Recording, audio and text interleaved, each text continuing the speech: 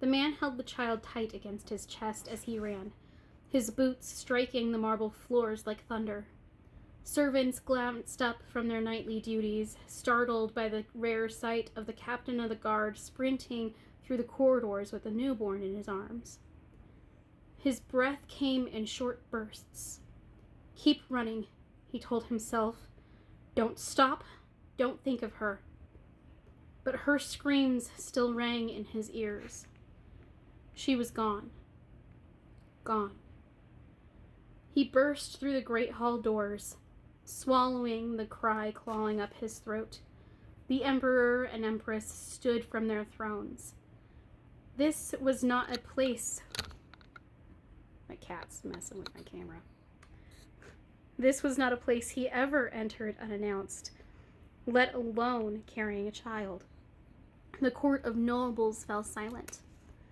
Castor dropped to his knees, head bowed, arms raised, as he offered the tiny girl above him like an oath.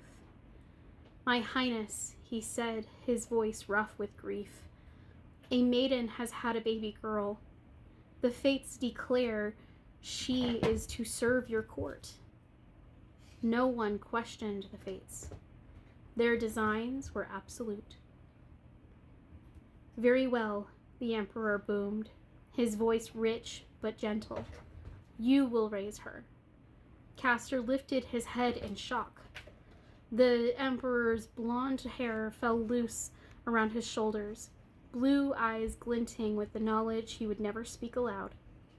He retook his throne, the empress settling gracefully beside him. "I believe you will do well, Castor," he said. "Sire, I am only the captain of the guard." Castor lowered the child into his arms again. She was so small, so impossibly alive. "She is meant for royalty. I am not royal."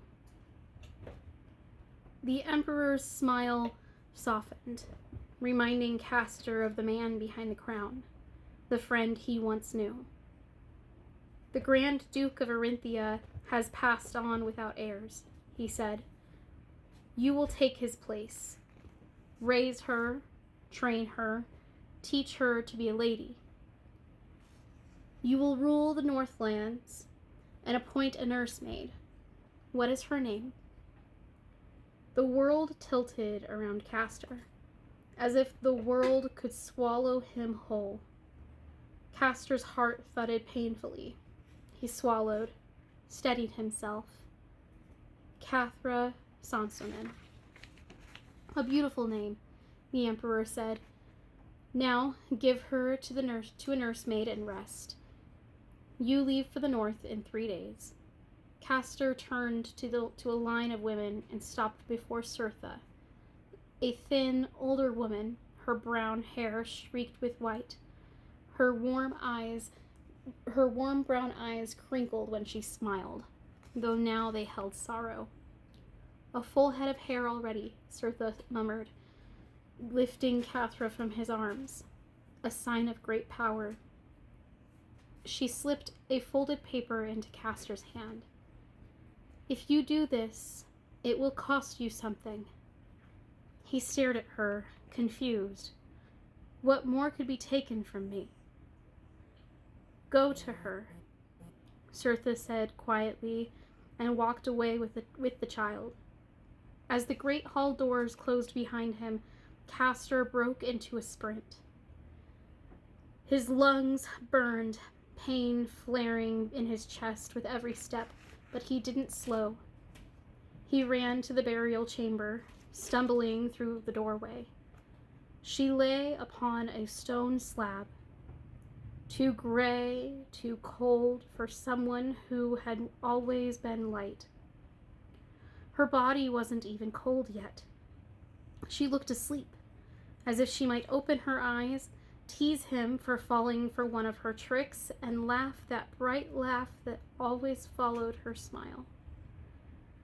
But he heard her screams. He knew the truth. He pulled the small note from his pocket. "This will cost you something." But nothing could cost more than losing her. The spell fell from his lips like he'd known it all his life. Take what you will, but bring her back to me. Take what you can, but let her soul come back free. No matter the cost, no matter the life. Take no other soul. Take something from me alone. Bring back my love so true. Bring back my love anew. Bring back the love of mine, and any power of mine shall be thine. His vision blurred, not his natural sight, but his seer sight. White static flooding his mind. Pain split through his skull and he fell backward, numb, shaking. He scrambled toward her, Briar, her freckles dusted across her nose. Her hair is the color of warm toffee. Her summer green eyes are always ready to smile. And that smile, God's that smile, his favorite part of the whole world. He touched her hand. A tear slid down his cheek. She did not move. Her stillness broke him. Her silence broke him. Her absence shattered what was left. A thud echoed through the chamber as he collapsed beside her, tears soaking the stone. A hand tightened around his arm. Castor, her voice rasped, raw and impossibly honest. He looked up, terrified like he was imagining her, but her green eyes looked back at him, alive. He lifted her into his arms, spinning her around despite his trembling limbs. She gave a soft laugh, and he nearly collapsed from relief. Castor, she whispered, cupping his face, what did you give up for me? It doesn't matter, he breathed, pressing his forehead to hers. You're here, that's all I need. He kissed her softly.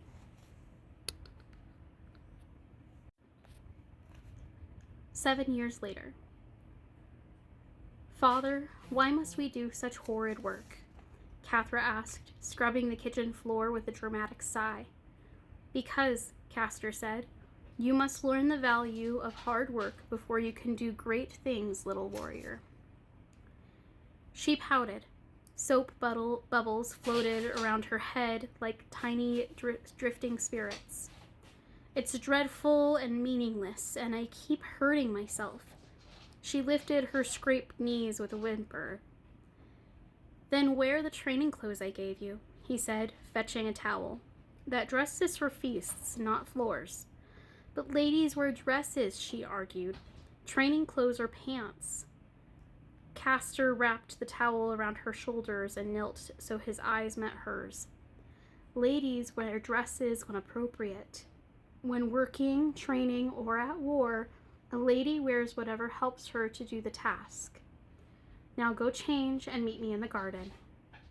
She hesitated, tears streaking her cheeks. My dear, what's wrong? He asked softly. I've failed you, she whispered. We should leave the war to men. Cathra, Castor said gently, you are the strongest 7-year-old I have ever met. I am the only 7-year-old you've ever met, she giggled through her sniffles. He smiled. Go change, I'll see you in the garden. When she was gone, Castor scrubbed the floors himself, the weight of fear sitting on his chest. He had seen women become legends. He needed her to believe that she could do the same.